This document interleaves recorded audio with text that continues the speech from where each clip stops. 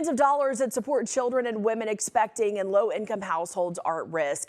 The U.S. House passed a cut in funding that would impact WIC benefits, but Republicans say the cuts reflect a drop in usage from the program. Iowa State Capitol Bureau reporter Isabella Warren is following this story. She joins us live from Des Moines. A little more about those budget cuts and a message for Iowa lawmakers. Isabella, what can you tell us? Yeah, $141 million will be cut specifically from a benefit in the program that gives monthly allowances for fruits and vegetables. Those benefits could go from $26 to just $10 a month for a family with young children. Paige Chickering with the Save the Children Action Network is in Washington, D.C., asking Iowa's U.S. senators to vote no on the bill. She warns nearly 50,000 Iowans could be impacted if the cuts pass the Senate.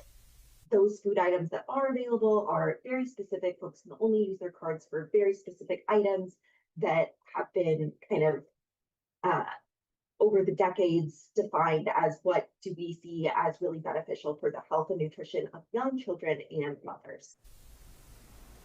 But Iowa Republican Congresswoman Ashley Hinson, who supported the bill, says the program will be fully funded. She says, according to the USDA, participation in the program is expected to be lower than last year, so the $8 billion allocated in the bill will fully fund those who are still part of it.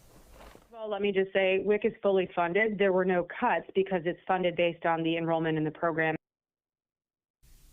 But Chickering says those declines could partially be due to the federal government shutdown last fall that caused confusion around those benefits.